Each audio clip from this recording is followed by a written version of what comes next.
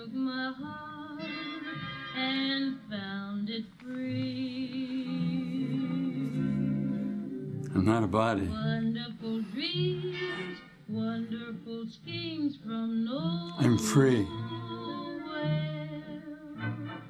Made every hour sweet as a flower for me. I'm still as God created me. If you should go back to your nowhere, leaving me with a memory. Thank you. I'll always wait. Always wait for your return out of nowhere, hoping you'll bring your love. You're just showing up, aren't you? Out of nowhere?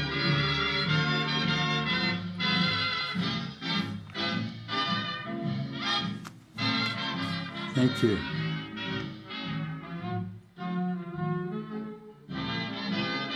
It's the power of my mind.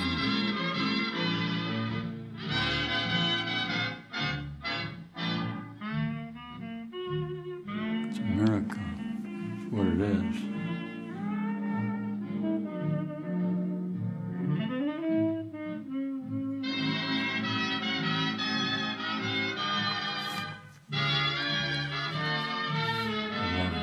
If you should go back to your nowhere, leaving me with a memory. You're not a body. I'll always wait for your return out of nowhere, hoping you'll bring your love to me. Oh, please don't ever leave me. I never want to be free. It wouldn't be fair for you to go back to nowhere.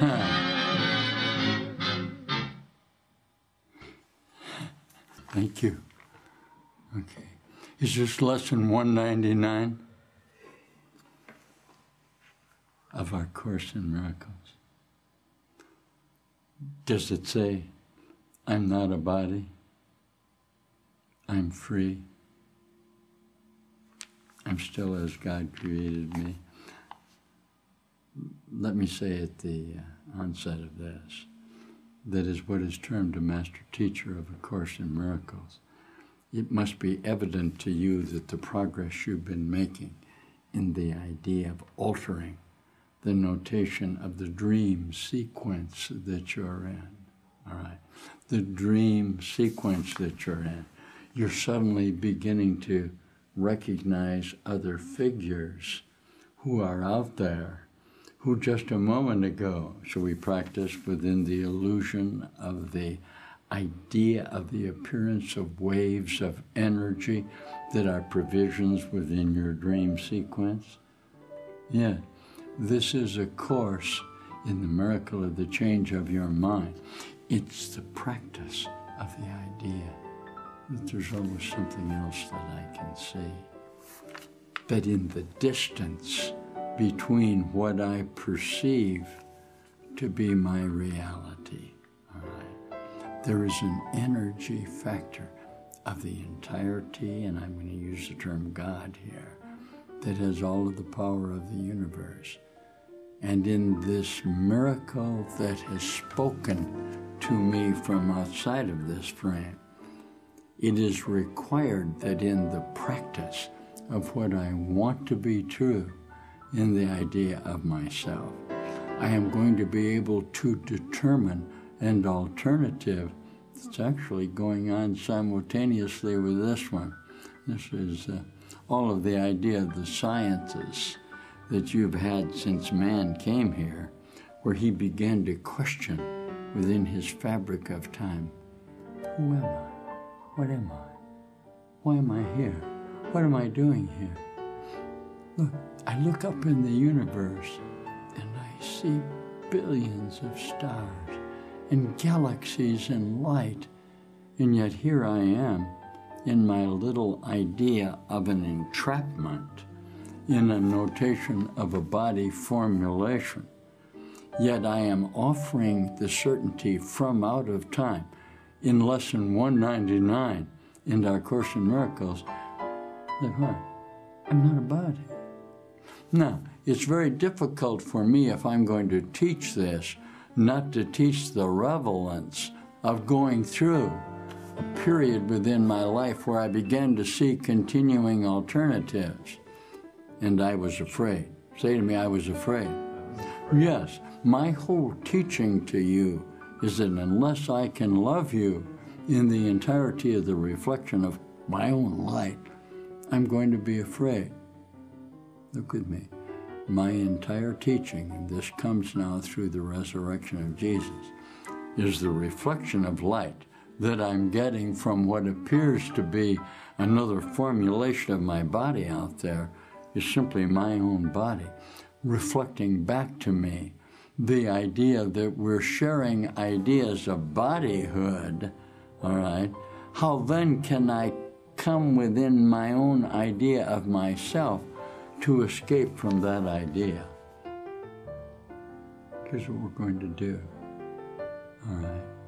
I'm going to offer you the first couple of paragraphs of 199 in the miracle treatment of yourself. And we're going to share together the idea that now you've decided that in truth you're not a body. You're not a body, are you?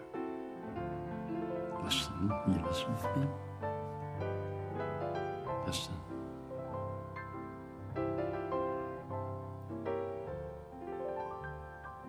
Freedom must be impossible as long as you perceive a body as yourself.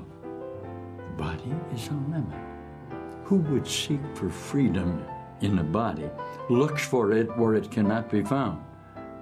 The mind can be made free when it no longer sees itself as in a body, firmly tied to it and sheltered by its presence. If this were the truth, the mind were vulnerable indeed. The mind that serves the Holy Spirit is unlimited forever in all ways, beyond the laws of time and space, unbound by any preconceptions, and with strength and power to do whatever it is asked. Attacked thoughts cannot enter such a mind because it has been given to the source of love. And fear can never enter in a mind that is attached itself to love. It rests in God. And who can be afraid who lives in innocence and only loves? Look, it is essential for your progress in this course that you accept today's idea and hold it very dear. I am not a body. I am free. Be not concerned that to the ego, to your own conceptual mind, it's quite insane. The ego holds the body dear because it dwells in it and lives united with the home that it has made. It is part of the illusion that has sheltered it from being found illusionary itself. Look, here does it hide, and here it can be seen as what it is. Declare your innocence and you're free, and the body disappears because you have no need of it except the need the Holy Spirit sees. For this, the body will appear as useful form for what the mind must do. It thus becomes a vehicle which helps forgiveness be extended to the all-inclusive goal that it must reach according to God's plan.